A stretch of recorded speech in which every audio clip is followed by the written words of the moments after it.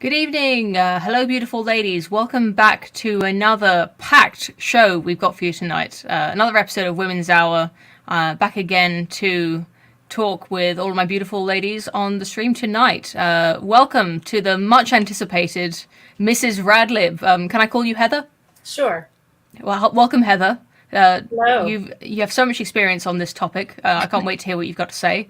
Thank We you. also have Cows. Welcome, Cows. Hello. Good to see you.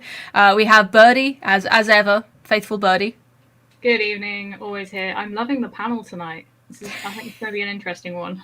Yeah, I think it's going to be lively. We've got so many personalities in. And we have all the way from Australia, Britomart Gazes for the first time. Thank you very much for joining us.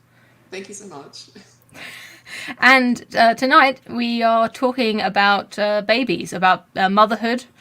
I dare say we'll be talking about what it's like to be thrown into the thick of it. As mothers, we get thrown in the deep end. As soon as the baby is born, you're completely responsible for a child for the first time. And although I suppose it gets easier with each subsequent child, it never really it's never easy. I don't think there's anyone on earth who could say that. And ever since having a child myself, it's such a weird experience, and I learned so much that I've been sort of dying to talk about it, especially with other women who have gone through the same thing. And I'm hoping tonight we'll get all of that out, so that we don't have to continually talk about babies on Women's Hour. We're trying to keep it contained on a few choice streams. We had a super chat last week for us to talk about nuclear power. So just before we get onto our topic, I will say that we're talking about nuclear power next week, and I'm excited to announce that I have got a few guests on booked for next week from Mothers for Nuclear, that's the organisation that was named in the super chat. And so we're going to be learning about nuclear power from them. So I'm excited to do that. And if you are in the audience now and you would like to see us discuss a certain topic or review a film or a book or a news story, then all you have to do is leave a super chat. And as always, the highest paying super chat will decide what the next topic we cover is. Although the next topic will be nuclear, the topic after that will be decided tonight on this show by the highest paying super chat. So get those in, have a think about what you wanted to talk about. And let's just get right into it. Britomart Gazes, you were actually the originator of this topic, the final push I needed to talk about it. So why don't you start? You can tell us how old your baby is, how many you have, all that sort of thing. So I'm up to two. I have two boys. I think they're about the same age as yours, Chloe. So I have an almost 2.5-year-old and an 8-month-old now. So yes, they're gorgeous. I'm very, very blessed with them. And as you said, you get thrown into motherhood. It's amazing, really. I think definitely giving birth for the first time was the most powerful thing I'd ever been through. Honestly, it was the height of womanhood. Essentially, you're like, I am a woman. This is, very much what our bodies have been made for. I had a very good birth the first time too. I can't say all women have that, unfortunately. But yeah, I had a very good birth. My husband was there and it was an incredible support. Neither of us knew what we were doing. He just rubbed my back for about 8 hours straight. That helps. Yeah. Yes, it does. I can still feel it afterwards. Like while I was, holding Bubba, I could feel it for a few hours afterwards. And then I had my first just during the first lockdown. And it was a really interesting experience because it was a different experience to how most women had really had it. I didn't have visitors. We really had to do it on our own a lot. I think we made it through. Like my husband's quite a naturally nurturing sort of person. He's a teacher, so he kind of knows how kids work. And then I think it was a year later I was pregnant again with my youngest. So my eldest is now talking and walking and everything, and my youngest is just in that blobby fat baby stage. So, and it has been it's been difficult. It's sort of you're making such an adjustment in your life. I mean, I always wanted to be a stay-at-home mom and all this stuff. I think I'd kind of really romanticized it a lot. And then you get into the nitty-gritty and the bum wiping and the month's worth of, snot wiping and, having to deal with a few tantrums and things like that. And it's very, very different to anything I could have imagined. And I mean, it really humbles you too, I think. You go from like courting and like looking beautiful all the time and dressed up to like sort of probably in your worst clothes, covered in spit up and everything. But you kind of just realize I've just realized this is just, how I want at least the next 10 years of my life to be. I feel so blessed to have both of them. And I love them so, so much. I just can't express it. If I go on, I might get a bit teary, but yes. Yeah, well, that's a brilliant introduction. Just quickly, I do have to ask: have you watched Bluey? Did you watch cartoons? One episode. I'm a complete Luddite. I'm so sorry. We don't even have a TV in my house, but we watched it at a relative's place, and I was trying not to be really snotty about it. But I thought it was quite cute. I didn't mind it. Okay, apparently, there's a lot of jokes for particularly Australian adults in there. So yeah. No, Cows and I both love watching Bluey. We love Bluey. My 3-year-old loves it, and it's like, it's Australian, so I just thought I'd have to ask you that. Well, one day we watch Postman Pat. We do the cultural exchange. Watching Peppa Pig, or yeah. We should watch more Peppa Pig actually. Very much recommend Peppa Pig and Bluey. Although Bluey is my favourite right now. Peppa Pig, as we talked about a few episodes ago, they recently put in a lesbian couple, which that's a choice, And so speaking of which, one of the topics we are not covering tonight is Velma from Scooby-Doo in the latest Scooby-Doo incarnation cartoon. Apparently she's explicitly a lesbian, and Google is celebrating her coming out party by putting rainbows on her. If you search Velma's name, Velma Dinkley, I found out her surname today because of this news story. She's Velma. She's got some beautiful rainbow confetti on her Google sort of page. So she does. Oh God. I always get compared to her, so. Oh no. Yeah. Oh dear. Cows, I don't know how much you're willing to share, so if you could just, as much as you'd like to, just describe the slightly strange situation that you're in regarding parenthood and having a child in the house. Basically, I had a very kind of unique experience when it comes to raising children. I was an only child for 10 years of my life, and I wasn't expecting any siblings. My family had basically told me, all right, like, it's just you. They were getting older. And then when my parents were approaching their 50s, we had a surprise, and I got a baby brother. And when you're like 10, 11, 12-ish, that's an age that you can kind of perceive how to take care of a child. You can start doing more things rather than if you're just so young that you still need to be taken care of, essentially. I was kind of brought up to be a very independent kid, kind of self-serving. And just recently, actually 3 years ago, I had a relative who had a child. She could not take care of that child for various reasons. So we took her in. Oh, wow. And so she's our foster. And just kind of going through taking care of a child as you are approaching the age of wanting to have children of your own is, I don't know, it's very strange because legally she's my sibling, but I don't really see her that way because, I mean, I'm like literally 20 years older than her. But it's a strange kind of almost maternal, but very sisterly love that I have for her. She kind of looks up to me as a mentor in a lot of ways because I am a lot closer in age with her mother than my mother is. A lot of people, when we go out, they assume that I'm her mother and my mother is the grandmother. And just being present throughout all of her milestones, whether that's walking, talking, learning how to feed herself, all of that has just been very eye-opening, and I feel like it'll definitely help me once I am able to have my own children. Oh, wonderful! It's such a strange experience, but I think Yeah. it's definitely enriching. So I am curious to see from your experience which parts of motherhood are kind of transmittable Yeah. to someone who did not give birth to the child, did not breastfeed, and who is not even legally the guardian. Obviously, there are some parts of the experience that I guess you would get a lot of insight into, but then I guess we'll catch up with you later when you become a mother yourself. Yeah. We'll see how much of it is new and how much of it is just memories for you.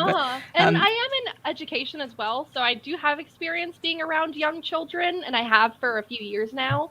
So just being around young kids and then having a young kid in the house, I think it'll be very interesting to see the difference between this experience and like once I have my own child, as you said. All right. Well, we've almost got around the whole panel. Heather, thanks for joining us again. So happy to have you on Women's Hour. I hope you'll come back for more episodes. But for those who don't know you, would you like to briefly introduce your huge, amazing family? Sure, yeah. So I am Mrs. Radlib. Radlib is my husband of 20 years. And he and I together have 8 children. That is, I birthed 8 children, and he is the only father. And we had those 8 children in 11 years. So I like to jokingly tell people that I was built for speed. Because we basically had our first child, we celebrated our 2nd anniversary, and then we just had a child every year after that, and then every other year until our oldest was 11, at which time I gave birth to twins. How old were you when you had your first baby? So I was 29. Okay. Oh, Yeah. wow. Yeah. Nice. So I am 48 years old now. You look And great. You do. You look amazing. Thank you. And Healthy I lady. was 40 when I got pregnant with the twins. Wow. Yeah. So they're 7.5 now, and it's a full house. It is a very full house. I was When's talking. your last? Oh, sorry. I was going to say I was talking to Stephen when we met him in England, and he's such a lovely man. He said if you could have more, then he'd want more. Oh my goodness. Oh. He really wanted more children. And, maybe at some point we'll have a stream on miscarriage because we had quite a few, but my body just couldn't do it anymore. And he's 53 years old, so, and I'm 48. So, we're just waiting for grandchildren at this point, but he has always loved children. And it was one of the things that happened when we were courting was that I went to meet some very close friends of his, and they had 2 little boys.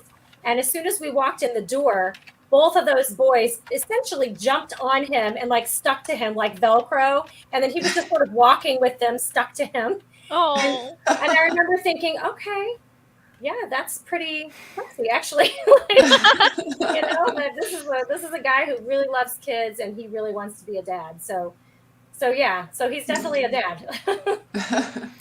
And Birdie, everyone knows you already, and just like to confirm for anyone who's tuning into Women's Hour for the first time, you have no children, but aspirations of motherhood. Is that right? Yes, that is very much correct. So I'm sort of like the middle woman here. So instead of a middle man, we've got a middle woman. Yes, I definitely do aspire to have children. So I do apologise. I might jump on the mums here and aspiring mums as well. Cows, I'm going to jump on you as well to ask you many, many questions. It's very much a subject that I do think about deeply. So yeah, I'm in for the long haul, should we say? Well, I think there's probably a lot of men watching who are fathers and who will one day become fathers, I hope. I know it is a lot. There are a lot of men who watch Women's Hour and women as well. So what I wanted to talk about is this very peculiarly difficult job that is motherhood. But I didn't want to make it sound awful, if that makes sense. There's a kind of balance that I think is really important when talking to people who are going to be parents one day, and people that, and for fathers who are there for the experience, but they're not really in it quite so much as the mother is often.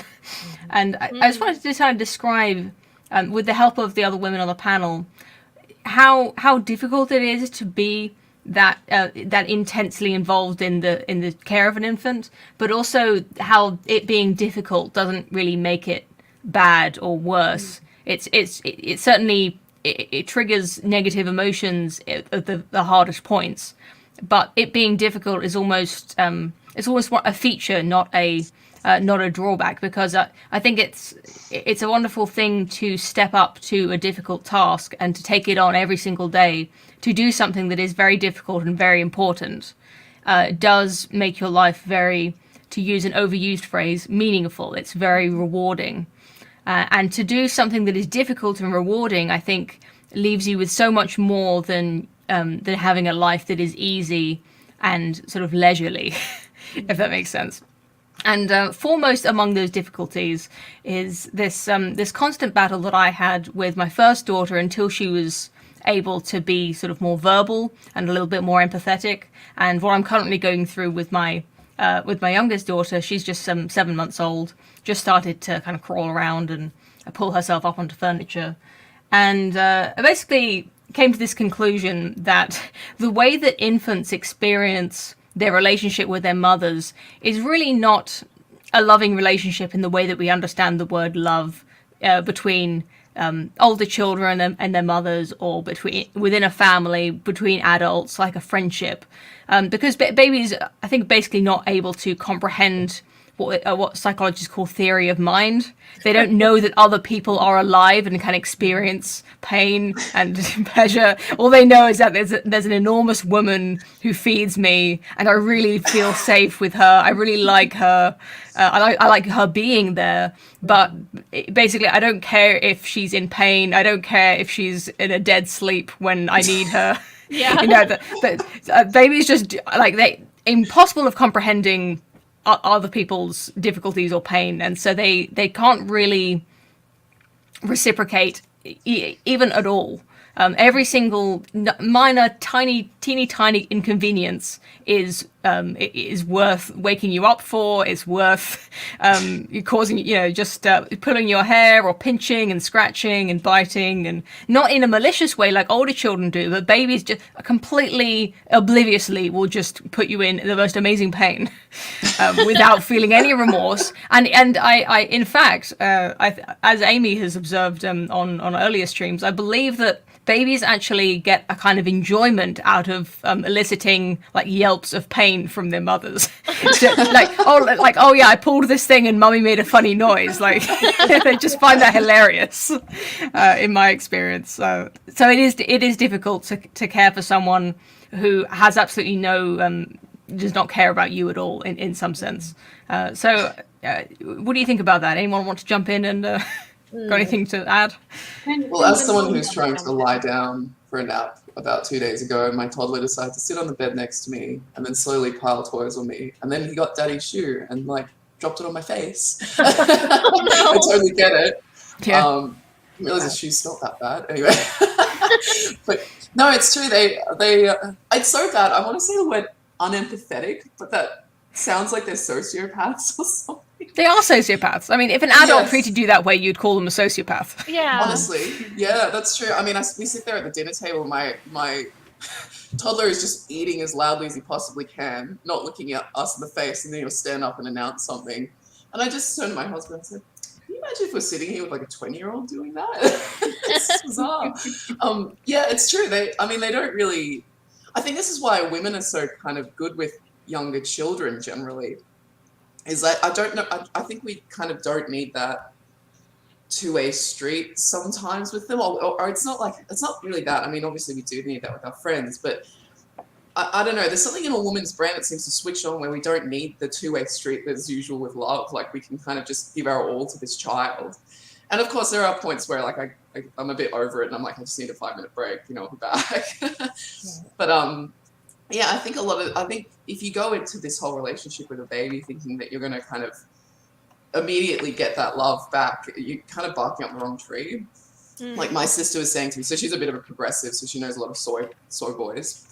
And this particular soy boy apparently is very difficult with children, like just didn't get along with children at all. And I just said to her, it's because he's basically, again, not to use all these Freudian terms, but he's a bit narcissistic, and he's expecting a child to give back to him you know, or like kind of fill up some hole in him. But that's not what children do. That's not how they function. You know, you're the one giving to them, which is the right order of things. It's the right order of nature, essentially.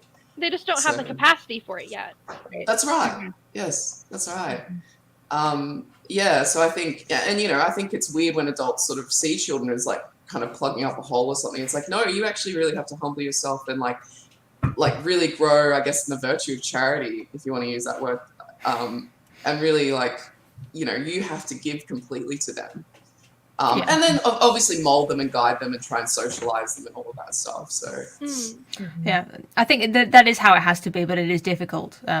Sorry, just conscious of letting everyone have a space. So this, I couldn't hear who was trying to jump in just before Britomart. It was me, sorry. Go ahead, yeah, so two things. The first one, actually, I'm gonna jump into what Britomart just said. In terms of like filling that hole, I completely understand where you're coming from. Although I would say that, is there part of that, not necessarily hole, but part of having a baby, this probably goes out to all of you actually, that does make you feel more complete. So you've completed sort of a family with your other half. So it's not necessarily filling a hole, but it does make you feel a bit more complete, if that makes sense. Well, I can speak to that. I mean, I remember having our first child was an extreme shock to my system. I mean, it really was. Prior to birth to a child, you know, certainly I was working. I was in, you know, I had gone through graduate school and working licensure for my field and all this, and then I had a baby, and it was like you could hear the brakes, the screech marks of the brakes of my former life just coming to a halt. And I remember it just being sort of a shock, the neediness of the child, right? It's all absorbing. And, you know, previously I would wake up in the morning and go, oh, okay, well, when am I going to shower? What will I eat? You know, what will I wear today? And quite suddenly it was, all that was gone. It was, will I eat? And will I get a shower today? And, you know, those sorts of things. But I also had a really profound feeling of, this was the first truly meaningful thing that I had ever done in my whole life, was to participate in the creation of another human being.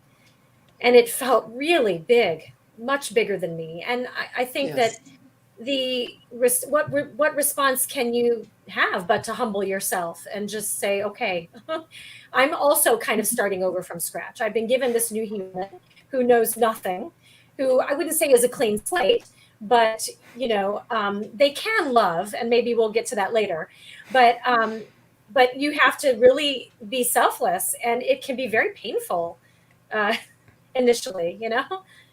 So. Yes, something about having kids is, I think it often gets framed slightly strangely, where people think of having a baby as like having a baby, and then you have a baby, but really the baby is just like a very, very temporary, it's a very brief phase in that person's life, where the baby will grow into a child and the child will grow into an adult, and most of their life is actually not going to have much to do with you at all. I haven't obviously reached that stage yet, but it is extremely strange to think of the fact that you don't just have a baby, like you have a child in your family now. That's just a temporary state. What you've done is create a person whose life is just as rich and as real and complicated as your own, just maybe not yet. Right. Well, I think the reason that the babyhood part of the human life, we talk about it a lot, and it stands out so much, is because it's so intense. You know, I mean, I have, my oldest is 18, my youngest are 7, but the infancy of each of our children was a very intense time in that person's life, and my relationship with them. You know, you're very much at best as a mother, you are deeply and irreversibly connected to them in a way that no one else is. And so I think it looms larger in our minds because of that, you know. I'm just going to read our super chat for €5 from Monophthalmus. Did you see the Reddit post by a mum that's distressed that her baby never calls her mum? I'm just going to read it for those of you who are listening and don't want it spoiled. I'm going to read the post. It says, "This morning, my toddler almost never addresses me as mum or mummy. This morning, he was following me around, calling me Adexba over and over and over, holding my face, mouth in front of my eyes, absolutely addressing me. Finally, he said, Adexba, pay baby shark. And I realized that what was going on. My mom got a Fire TV cube for Christmas, and my kid was calling me Alexa and demanding I play Baby Shark. Oh. This is the first complete verbal request for something, and he called me Alexa." Oh my goodness. I thought that was so funny when I first read it. I don't know if it's true, but a funny story. Yeah, Cal, sorry, haven't heard from you yet. As someone who's somewhat of a maternal figure, but not fully, do you identify with the struggle? Well, right now, my sister / foster kid, she's approaching the age where she's kind of getting a grasp of being able to understand others' perception of things. Like, just for an example, yesterday, I had my parents were out doing something. I was with the kids. I made them dinner. After dinner, they wanted cookies. So I took out 4 cookies. I was going to give 2 to my brother and 2 to the baby. And so my littlest one, Maria, says, "Oh, you have 4 cookies," or she didn't say that, but she's like, I want those cookies. And so I split them, gave 1 to my brother, 1 to the baby. And she just couldn't wrap her mind around why I would possibly give 2 cookies that could have been hers to my brother. And trying to kind of rationalize that in a 3-year-old's mind, like, well, if you have all the cookies, then he doesn't have any. And she's just like, yeah, like, why not? Sounds good, yeah. Yeah, sounds good. And just little moments like that, or when she's looking for a toy and just trying to encourage her to look for it herself rather than having us do it for her. I mean, if it was her running the show, obviously she would just have everyone do everything for her. And just trying to have those conversations with someone in a similar way that you would talk to a person. I mean, she's a person, but she doesn't have that sort of capacity to kind of conceptualize that other people feel things. Other people may not want to do what she wants to do. And it's just been kind of very interesting to analyze. And I feel like throughout this process, I'm definitely kind of getting a grasp for how I would approach it if I was her mother. Because it's still a lot different. I know that I am a kind of guardian figure for her, but I feel like approaching it as a legal sibling is a lot different than doing it if I was her mother, who basically like has final say. But yeah, that's all been very super interesting. Another thing, kind of on what Mrs. Radlib was saying, that kind of moment when you realize there's no going back. Recently, I've been seeing a lot of kind of, I don't know if they're activism posts about just like that very issue of a lot of women kind of coping with postpartum depression. They feel like they've lost themselves. They'll never get it back. And it's very kind of sad, but also telling to kind of be able to hear these women's experiences of maybe they went out a lot with their friends. Maybe they really love their job, and just having to kind of take a step back and realize that's not your life anymore. I haven't personally experienced that, but I can only imagine how impactful that is on a woman's life. Thanks for that. Heather, did you want to elaborate on what you think of as what is a child's experience of love, if it's not the kind of love, not the kind of reciprocal love that we think of for all other kind of ages of people? What do you think is a child's, an infant's experience of love? Well, I think it's love at its most primitive and sensual. I think that there is an attunement that begins to take place very quickly if you are allowing it to, from birth on. There's a profound intimacy, that happens between the mother and her newborn child. And I think all of that falls under the definition of love. I mean, I can recall, even when my babies were so young, just the way that they would relax when near to me, the way that they would want to be with me. I think that is their expression of love. Because even in the womb, they're familiar with me. They're familiar with my voice.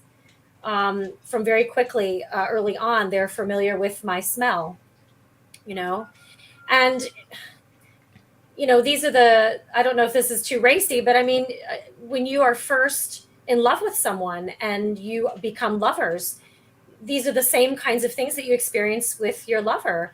You're skin to skin, you are smelling them and tasting them, essentially. And you know what I'm saying? So there's that same exchange is happening between a mother and her child, It's very physical. Yeah. It's very physical. And I remember,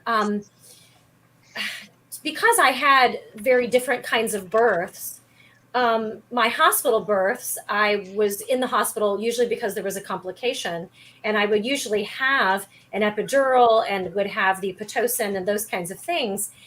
But we know that those interventions block the natural hormonal response that occurs during labor and after the birth with your baby. And so at my home births, I would have this rush and this surge of oxytocin, and it would cause me to want to just immediately be with my baby. And they would seem so, I would think words like they're delicious, and you want to smell them and feel them and look at their fingers and toes and just intimately acquaint yourself with your baby almost immediately. And I think that's love. And they respond, by wanting to be with you, by being distressed when they're not with you. So I think it certainly lacks empathy in the way that we as adults think of empathy, but I do think it falls under the heading of love. If I can add on to that, Heather, would you say, this, again, for all of you, that a mother's bond for her baby, that to me, I would say, is a form of love. You have that bond with your baby. They also have a bond with you. So if you have a bond with your child, I'd say that was a form of love in itself. Mm-hmm. Yeah, that kind of bond, a lot of it comes down to something Heather just mentioned, which is oxytocin. And it's such an interesting thing to learn about, because once you know what oxytocin is triggered by and what it does, you can almost feel it when, it's like feeling any emotion. Like once you have the language for it, you can almost sense it becomes its own peculiar sensation. Mm-hmm. So if you've ever if you like fuzzy animals, or like a kitten or a hamster or a puppy, and you've ever thought like, oh my God, you're so cute, like I just want to like smush you, like I want to, you get really like physical with them. Something inside you just wants to like hug and to stroke and that is oxytocin, that impulse to cuddle. Mm-hmm. And it happens with people, it happens with your animals, it happens in romantic relationships. And I think it is kind of it's almost quite alarming when you hear this scientific explanation for why you feel love in certain circumstances. Mm-hmm. You can it can kind of make you feel like you're just a robot with like pre-programmed responses in you. But I think that feeling of oxytocin, I don't just recognize it in myself, I also recognize it in babies and children. They have such little impulse control that when they go to hug you, when they reach for you, their hands go into fists and their mouths are opening. They just want to like bite you, and they get so almost like aggressive with how much they just want to be with you. And to the extent that the sensation of love is this release of oxytocin, which it just feels so incredible to be able to indulge it, to play with a baby, kissing their face and cuddling them and playing games. It's the most wonderful feeling in the world. like really sincerely. I'm not like speaking, I'm not exaggerating. Like it really is like more amazing than the best holiday you've ever been on, or the best symphony you've ever listened to, or the best film you've ever seen, the best book you've ever written. It's like nothing else. It's aside from all of the more philosophical and lifelong benefits that becoming a mother has, just on a purely physical enjoyment of your life, you get these amazing, the highest highs you've ever had, that just make all of everything else just, it makes it all worth it, even in the moment, even if even without all of the rest of the stuff, it would be worth it just for how much fun, how much, like, how lovely their babies are to cuddle. Yeah. They really are. Yes, I was sort of I was lying in bed and cuddling my youngest little 8-month-old, because he realized that when they get to a toddler, they're too wiggly to cuddle like for that long, and it was just, it's just so nice because his little, like, his little legs were tucked up over my legs, and it's got to, and like you said, Mrs Radlib, it's sort of, it is that kind of almost lover sort of thing. It's like it's just such a like intimate connection, in that way. And just looking in their eyes, and they give you the biggest smile. Like, I have never been so loved in my life, You sort of realize all those stupid infatuations you had were just like this build up to this moment where you look in your little child's eyes and he just smile at you with those two little teeth and those gums, and yes. It's amazing, isn't it? And for me, unexpected, in part because of things I've shared on other streams of my own sort of chaotic childhood. I wasn't really sure what to expect. I was not sure if I would be able to mother, if I was maybe too damaged or something. And, I think that allowing myself to be vulnerable enough to give birth, allowing myself to be vulnerable enough to put the pause button on my career, which, at least for my entire life, there had been so much pressure for a woman to find her identity in her career, to put a pause button on that and then allow that vulnerability and allow me to go ahead and find my identity in having brought forth this human being. It's a very healing experience too, It is, 100%. Yeah. I think we had the same sort of, maybe a bit of a similar childhood. Mine was very chaotic. My mother had bipolar, so our lives were just like, there was a lot of neglect and stuff like that. And I was the same. I was like, am I going to be able to, manage this? Sorry, I was trying not to cry. And I just thought, gosh, and you're right, like, it's that beautiful vulnerability, because you realize, like, this is the path to healing for me. So sorry, getting all emotional. I'm so glad you shared, because it's I think for a lot of people who are my age and younger, with divorce has come a lot of trauma. And because of that trauma, many people decide not to have children because they feel like they can't do it. It'll be too hard. They're too messed up.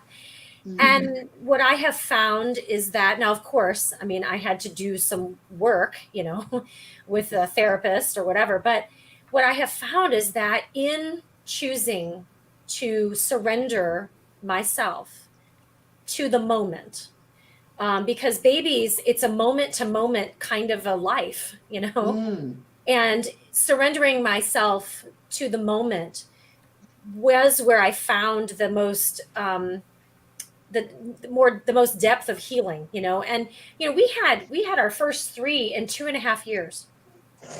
So amazing. I didn't even know that was humanly possible. And after I got pregnant with our third, I said to my husband, look, you're not even allowed to look at me romantically for a whole year, okay? Like, I need a break, okay?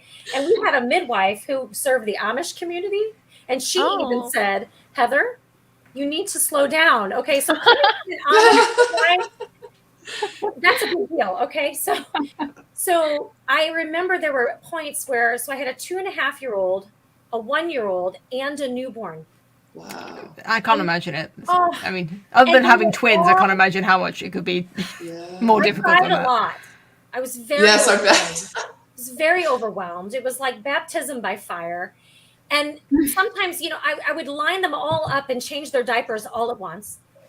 It just, that's what you just had to do, and then later on I would be tandem nursing as I continued to have babies. So anyway, but I think, again, that vulnerability and that surrendering and that allowing myself to kind of die to self, to allow myself to be stripped down to my most primal self and at my most raw, meant that I could then rebuild myself in a way. Do we think it's normal for all mothers or mothers to doubt themselves? Because I've heard even from friends I know, and I've got a close friend at the moment who's 8 months pregnant at the moment.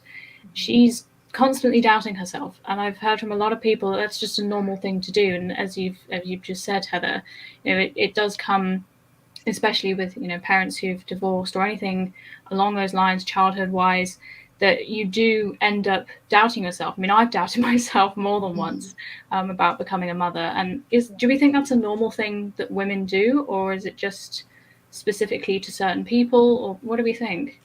I think it's totally normal. It's the steepest learning curve, but you get to the other side and you're like, oh my gosh, look what I've done in the last year. I went from not knowing how to change a diaper, not knowing how to breastfeed, which could be quite difficult for a lot of women, to, oh my gosh, I can do this almost with one hand, blindfolded. and it's very normal to doubt. Especially in a sort of day and age where motherhood's so relegated to the side, and, as you said, Mrs Radlib, it's sort of your identity is your work, essentially.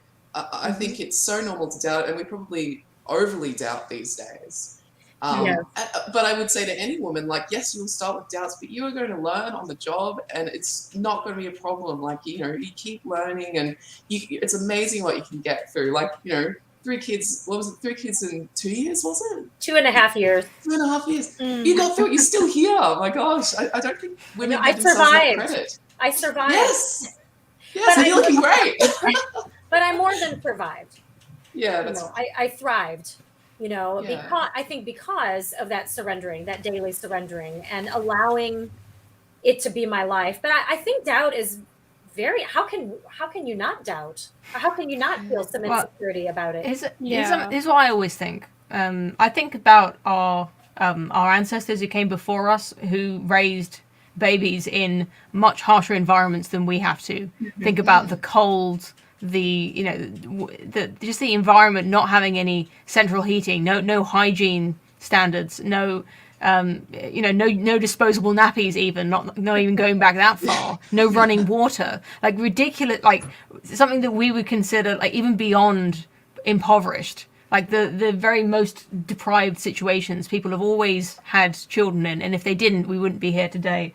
So I always think back to those women, even when in labor, I think, how did women do this in a freezing mud hut or in a cave? So it's absolutely amazing. What humans are capable of, what mothers are capable of, and all of that psychology, all of that biology that let those women do it, it's in you, it's in all of us. We can all do it, and we have many advantages that those women didn't have in terms of physical well-being and health. And although we washing machine, and nappies and all that.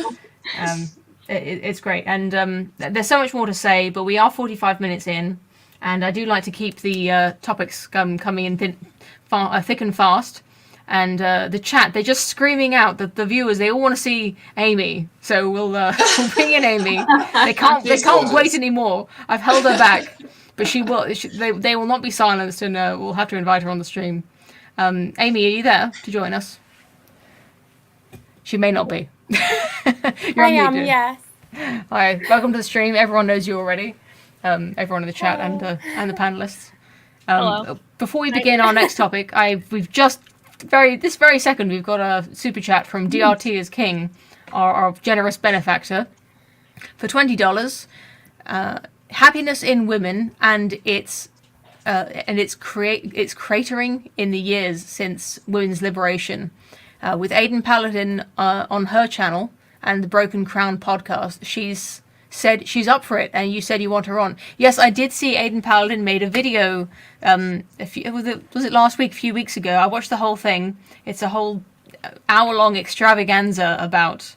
It's about women's happiness relating to not just motherhood, but feminism, being in the workforce, marriage, all of the trends over the last few decades since we've been collecting data on the happiness of women, but also all sorts of other statistics. She goes really deep into all of the research on the topic. So I'd love to have her on to talk about what she found doing that research. And actually, that is one thing that I wanted to talk about, because she does talk about this motherhood effect of what is the effect of motherhood on women's happiness. And I think it's so difficult to quantify because motherhood is so difficult.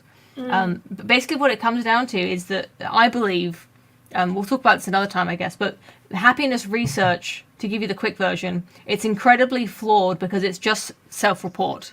The only way that you can measure how happy someone is to give them a scale from 1 to 10 and ask them how happy they are. And what is 1 and what is 10 is extremely subjective, and they might be thinking about that day or that week or that year. And even other measures I've heard that are slightly more sophisticated really aren't up to it, because what people do when you ask them how happy they are, they compare themselves to other people they know. So if they live in a very well-off community, they'll compare themselves to other well-off people. Yeah. And if they live in a very deprived community, they'll think about the most at-need person they know, for instance. So I'd love to talk to Aidan about all of that, if she'll come on. Apparently she says yes, so we'll have to schedule that for next time. That's our highest paying super chat so far. We do have some more for $2. I think it's $8, Australian dollars, from Port Film Co-op. Based, have kids, greatest thing you can do. Yeah, totally agree. Yes. Thank you very much.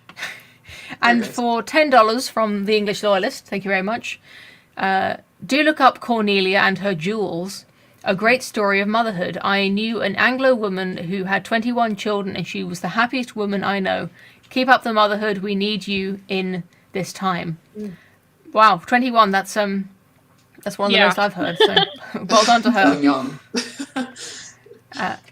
And with that, I think we'll introduce a slightly less wholesome topic. If I share my screen, I think we all got involved in this over the last week on Twitter. Yep. As we do, we can't help getting into it with the fellas over on Twitter talking about women, and it's just like like moths to a flame. All of the Women's Hour panel come out of the woodwork to start to give our opinions about it, and I thought we'd hash it out on the stream for the next 15 minutes while we're here. Did I share the right thing? You can come up with a little rectangle. Oh, I did. Okay. So what you're looking at here is the UK sizes in visually represented from size 6 to size 18. Because some of the blokes were asking about what is the cutoff for a sexually desirable woman? Like, how big can you go? This is just guys talking to guys. You know how they do it. And us women poking our heads in the door of the locker room and saying, "Oi, what are you talking about in there?" So my first observation, I really should have kept it to myself because I didn't need to be part of this conversation, but I didn't like this graphic to begin with. No. Because these dresses, for one thing, the pictures are all from the front. These dresses are very flattering. They're in black. They're kind of restricting, and so like the first 3 women here may as well be the same dress size. Like I can't really tell much between them. Even the fourth one. This picture as well is that they're all extremely attractive women, and the average woman of all of those sizes does not look like that. No, pretty much. Can I make a valid point about this particular photo as well? Is that all women are built differently. I think every woman on this panel will agree with that. Mm-hmm. So all women carry their weight differently. So the women on here that says maybe size 10 to 12, if you put them next to another woman who's size 10 to 12, they might look completely different because each woman we all have different body shapes. So I don't actually take this graph as a very good visual representation. If it was the same woman throughout years, if she'd grown different sizes, then I probably would, relate to it a bit more. But as we all know, all women are built completely differently. I mean, there's the running theme of you might be pear-shaped, or you might be a triangle or an hourglass. All these things that if you then add a different weight to that are going to look completely different to the person stood next to you. Mm-hmm. Yeah. No, absolutely. Another thing worth noting about this is that this is dress size, which is just a kind of very vague overall what your body might fit into. And there's been people who are the same weight who have completely different dress sizes. There's been people who are the same dress sizes, as you were saying before, who look completely different. Everyone carries it differently. Everyone is different heights, different builds, different fat compositions on their bodies. So this is a very male graphic, I think. Yeah. I think this issue came about because of the dating app, the right stuff, which I still can't believe. That Should we sounds try and like find that? Has it been taken down? That sounds like some sort of mid Saturday morning reality TV show, like talk I think show it is. on British Yeah. television. But like, I think me and Poe got quite into this with AA, and I think we both had objections to do with health, specifically. But I think my objections is a threefold. There's the issue with health. There's the issue with the and the increasing the average size of people in general over the past century, as well as the use of the specific woman in question in the dating app, as well as the third objection I had, which I wasn't going to bring up because I wasn't really able to articulate how I was feeling that well, but I thought I might as well bring up anyway, because Gio, in his podcast with the Prudentialist, did a really good job of articulating it, which is to do with the idealization of women throughout the centuries as a motivating force for masculine creativity and the lowering of expectations in the modern world. I think that with the first, with health, which should be the most obvious thing when talking about weight, is the size 16 question, and which is the sort of the idea that it's okay to be slightly bigger or still healthy and just bigger, and even fertility has been brought into it. So if we think about a size 16 on the Asos website, which is a website which sells hundreds of different brands to women between the ages of 20 and 40, their sort of average that they came up with was between 31 and 34 for a size 16, which is considered high risk. And it seems to be there's some sort of dichotomy between skinny and curvy in our discourse that has come about. And so, like, to take the size 16, a current size 16, there isn't really any regulation of a woman's clothing sizes. And so over time, we have this increase in size in clothing sizes, which have adjusted to accommodate that, which is called vanity sizing. So in 1958, the size 8 corresponded to a bust of 31 inches, a waist of 23.5 inches, and a hip girth of 32.5 inches. In 2008, a size 8 had increased by 5 to 6 inches on each of these three measurements, becoming the rough equivalent of a size 14 or 16 in 1958. And we can see this inflation happening over a shorter time spans as well. A size 2 in 2011 was a size 4 to 6 between 1995. And so when people say Marilyn Monroe was curvy as a size 16, in reality, in today's sizes, she would be a size 8 to 10, a UK 8 to 10, or a US 6. So what we've got is like a complete over time, as the average weight increases, what is like our understanding of normal and healthy radically changes. And this has like severe implications for our health, I think, especially with women, when it comes to illnesses such as polycystic ovarian syndrome and complications during pregnancy and giving birth, to the fact that what is now considered to be normal, average, and healthy is actually, if you consider that on a medical level, is considered to be high risk. Essentially, my friend who was a size 16 when she gave birth, when she was pregnant and when she was giving birth, had to have twice as many checkups as she normally would, as if she would have been a healthy weight. That was with the midwife and with her doctor, and this was during COVID as well. So anyone who lives in the UK essentially knows that getting a doctor's appointment is an absolute nightmare. They want to do anything other than give you a doctor's appointment. I mean, even during the coup, that was even worse. The fact that they were willing to see you that often really suggests that that's a pretty significant impact. What they were mainly worried about was her ability for giving birth and her health after the giving birth with relation to diabetes, and also the health of her child. And in the end, she had to have emergency C-section, which they said she wouldn't have had to have if it wasn't for her weight.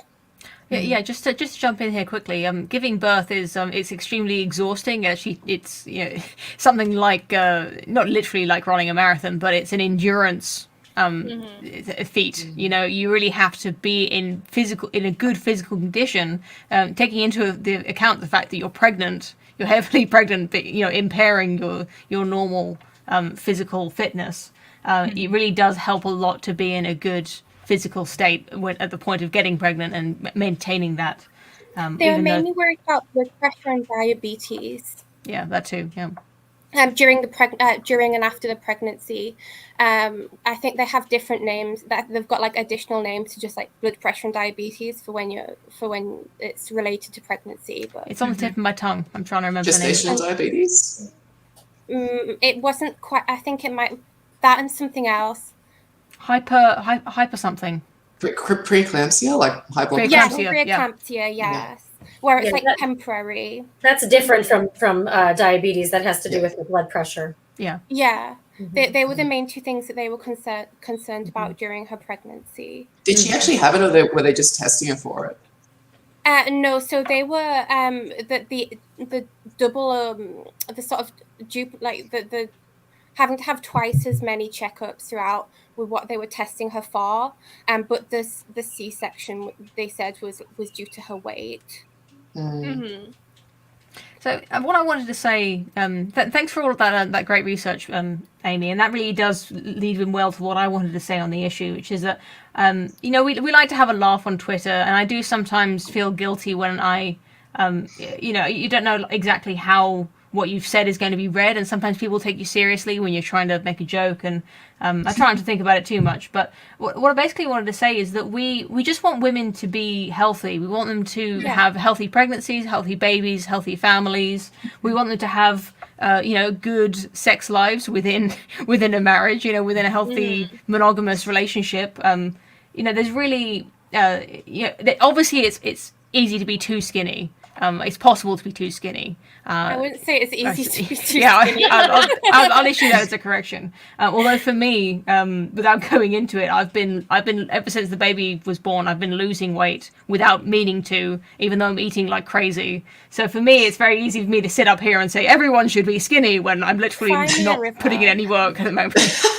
And I've never been this skinny, in the last since I was pre-pubescent, pretty much. So it is easy to be skinny for some women. I think that the second point I had as well was to do with this woman in this dating app in particular. So so long as there are like boundaries and expectations, I guess, around dating in the modern world, like women have ultimately had the last say on which men do and do not get women. And one of the problems of this is that women have sort of become more dominant in dating, and men have become sort of subjected to their whims. And as we saw in Unpopular Opinions, like women are in charge, men can get what they men can't really get what they want. It's mainly women, and so this leads to a focus on availability of women, right, on casual sex. And I don't think it's a mistake that the male directed ad, because they had female directed ads as well. For this app, opened with this woman who is bleach blonde hair, heavily made up, in a provocative outfit and moving her hair away from her breasts, saying, "I want an alpha male." And what this suggests ultimately is, I don't respect my body and I'm here for a good time, which is, it means availability. And I think that a conservative dating app will ultimately fail as a result of this. The fact that they opened with this is just they were doomed before they even started. I think this was the first woman. I think. No, I think the original was that woman, and she was like playing with her hair, but she didn't say anything. Oh, really? And okay. the fact that they chose someone to start with and they put her in that outfit and that makeup was, while the more attractive girls, or more objectively attractive girls, were not, is because if you're looking for a good time, you're going to be approaching women more, and by de facto you're going to be rejected more. And being rejected by a woman who presents herself in this way, a woman who has this appearance, is not going to be as much as a bruise on a man's ego as being rejected by a woman like observation here, Amy. Like that, more like the other woman who was if she had been dressed more provocatively. And I think that this leads into my final point. My final point is this, leading on from this availability, was brought up by Gio in his podcast with the Prudentialists. It's called The Digital Archipelago. And he was speaking about a tweet he saw by an account called Zero HP Lovecraft, which said, "Regrettably, one of the ways people cope with powerlessness is to fetishize it. Men in America are mostly powerlessness to find an attractive slender woman, so a significant fraction have developed this paradoxical attraction to obesity." And he said about this, he said that, "When streaming today, I realized the monumental evil that has been done in the service of lowering expectations and honoring the fullness of women. By destroying that impulse of idolization men are hardwired into developing, this historically produced great feats of art and culture, even science. When men fall into love with an idealized picture of the feminine, to take this form away from us takes away a piece of our animating impulse," which I think is extremely important for speaking from a distant perspective, in which we want to be encouraging men to have to opt out of the current paradigm that has been set for them, and to build. What do any of you want to be considered by the significant other in your life to be like, she's fine, she's all right, she's not that bad, she could be worse? Well, we'd all love to be we all love to be the best that we can be. It's just a question of how much work and how much sacrifice you're going to put up to attain that. Is it the most important thing in your life? Obviously, it goes without saying that, especially with the theme of this stream, that physical attractiveness does temporarily and also in some cases, permanently wane with the birthing of children, the stretching and receding of the abdominal skin. There's other things in life other than physical attractiveness that are also important. And everything you've said is true. And we would love to be. I think all women want to be beautiful. We want to be desired by the men who we love. But it's. You're not wrong. I'm not saying it's not important. I just want to put it in context.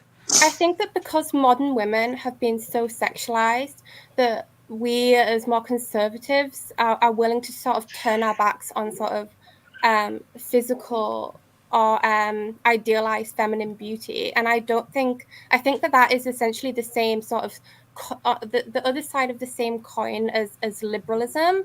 It's a sort of leveling downwards and a sort of degradation of feminine potential, or reduced simply to organs via like pornographic imagery, in the way that some people, Sargon, to point to, has we don't say the S word on this stream, Amy. Okay. Sorry, I don't want idealized feminine beauty is I think that it's important for us as women not to forget about that, and to sort of act as a sort of a sort of mini muse for your man on a daily basis, and to help him achieve his sort of self-actualization, and to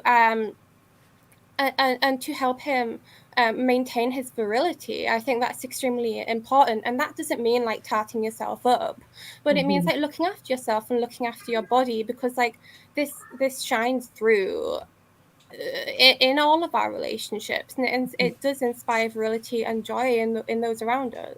Yes. This is something that Radlib and I have discussed over the years. Sorry, Heather. I do have to say, Birdie has been waiting very patiently to say her points. Heather, I really want to hear from you, but Birdie first, please. Yes. Thank you, ladies. First, touching on a comment Amy made, in terms of, I completely agree with you with this woman getting the wrong kind of attention. It's not going to go anywhere. Bearing in mind this is for a dating app, I do think that the dating app put her on first because it gains male attention, so therefore gaining attention for the dating app. So I do think that was done on purpose, whereas as we briefly saw, the other women were a lot more covered up. So I think that was definitely not saying she didn't help the situation along. I'm sure she wasn't opposed to wearing, which is the complete opposite of what we want in a. I don't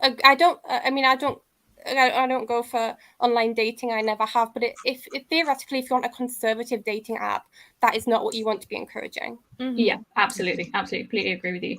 And the second point, which is backtracking slightly, in terms of wanting women to be healthy, as you were saying, Poe, clarifying our whole topic here is that we do want women to be healthy. But I don't agree with what, I can't remember who said it, but in terms of women can't be too skinny. Now, I don't agree with that, because again, if you are too skinny, and again, not going into too much detail, but I have been at that point, and that did cause some issues for me in terms of hormonal issues, should we say. Let's not go any further. So I believe I made a comment on Twitter saying, I think it was in reply to yourself, Amy, we've both gone opposite ways. If you don't mind me saying. Yeah, so I previously, like I was too thin. My period stopped for 6 months around the age of 18, but then also later in life, around the age of 22, I was overweight, and I lost 2 stone. Yeah, absolutely. I mean, I think it's that perfect balance that all women do need to be. If we're going to be honest, in the modern world, it's being overweight that's the issue.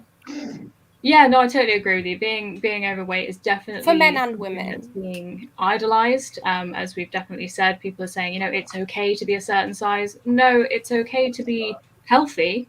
There are women who are bigger, there are women who are smaller, but being healthy does still sway both ways, in my opinion. So there is a fine line, I think, there. All right, Heather. Yes, all I was going to say is, there's a phrase that my husband likes to say, which is that make an effort. I mean, there was a few phrases that came to mind. I didn't know what you were going to say. Yes, that's how, and if I may, I hope it's not too vain to shill our Mrs.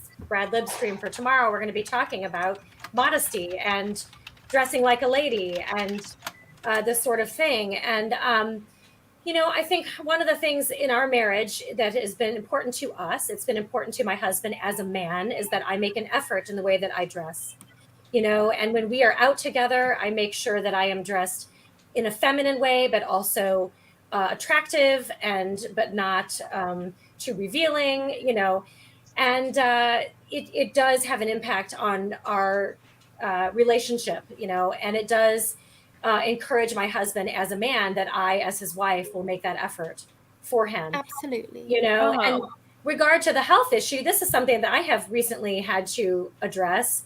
Weight has not really been a major issue for me throughout my life. However, now that I am nearing 50, it suddenly is becoming one. And while I know that upon looking at me, I do not look overweight, and I'm not overweight, but in the last 5 years, I've gained 30 pounds. And it's all hormonal. And I am suddenly faced with the situation where I don't know how many calories a day am I eating? Like I didn't really put much thought into it, but in order to maintain my health, I need to start thinking about it. And it's been kind of a challenge, and I am seeing in the media this effort, this push to just be accepting of very obviously unhealthy bodies. It's scary.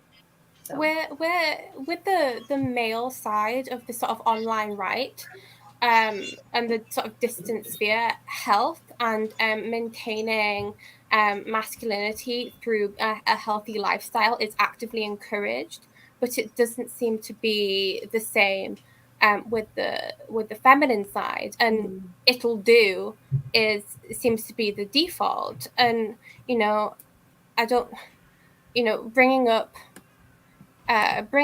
personal issues isn't the best way to go about it, but I mean AA has made his marital issues like perfectly clear, not least in his stream with Red Hawk. But I do think that like put in effort is considerably better than it'll do. I think what we want is a community of people who want put in effort more than it'll do. And I will say, putting in effort, I believe, based on the research about losing weight and being healthy, it's much easier to keep off weight than it is to lose weight. Once it's on there, trying to shift it is much harder. You're kind of fighting uphill. So I think Heather's absolutely doing the right thing by paying attention to it now before it gets out of hand. Yes, There's a woman near me who runs, and while she runs, her 4-year-old daughter goes along on her scooter beside her, which I just think is the most adorable thing. Yeah. Thanks everyone. We've covered all the topics, and I think we've got nuclear next week. And what was the other recommendation from DRT? I've lost it now, but I did make a note. Thanks everyone for sending your super chats. Yeah. And any other closing remarks from our other ladies who have been waiting patiently? Cows. I mean, hey, I'll just address the elephant in the room, which is me. Panama hat, my fiance. He likes what he likes. And we've been talking about this woman for a while. Just since it's been on Twitter and like whatever. I think that there definitely is a large contributor to this sort of on the right, this sort of, I don't know, like inherent disgust and just issue with people who are overweight. And for me, myself, I mean, you could say this is cope. I've had a gut issue since I was born. It's partially due to that, partially due to hormonal reasons why I hold on to weight. And I, through my teenage years, had eating disorders, had depression. And I would say now, even though you probably wouldn't look at me, say that I'm a very healthy person, I, since meeting my fiance, since having children in the house, I've increased my activity like by tenfold. And I feel so much more able-bodied, so much more healthy than I was when I was at a weight that was medically, like BMI-wise, looking good. But I think that lifestyle is definitely a large component. I think that there's a lot of people like Tess Holliday, other models that will just pretend to be physically fit for a photo shoot and then just go back to stuffing their face. But there are people out there who are pleasing their husbands, looking in a way that not everyone might find attractive, who are healthy in a way that might not look conventionally fit. And I think that it's definitely important to uphold these sort of ideals. But at the same time, I don't know. There's exceptions to every rule, but I don't know. That's my cope for the day. Well, I didn't mean it as in everyone needs to be a perfect 10 out of 10 at all points. I just mean that on a personal basis, I think that as women, it's something that is important to do for ourselves and for the people around us, to look after our health as best as we can, and to not to ignore the superficial as frivolous, because I think that it does have an impact on on our lives and on the lives of the people around us. Mm. And a lot of time it is just fun. Like, we shouldn't reject it outright, I don't think. Mm-hmm. If I can just finish on something rather wholesome, again, it's going to sound like cope, but I think that as long as you're happy, you're healthy with your weight, and your husband's healthy, and he's happy with the way you look as well, then why bother what other people think? You know, I think that's a key lesson for all women, I think, because we are in the limelight 24/7, even if we don't want to be. There's going to be someone who doesn't like the way you look. And as long as it's not your other half or yourself, then there's nothing to worry about. Mm. All right, I think that's all we have time for. My baby's crying, so I'm going to go deal with that. Before I get really embarrassing and make everyone cringe, I'm just going to say goodnight. And having met Cows in person, I want to say I sincerely believe she's a beautiful person, inside and out. And I think I speak for the other ladies on the panel. You're very pretty. So before everyone gets terribly embarrassed, good night. Thank you everyone for joining us. Good night. And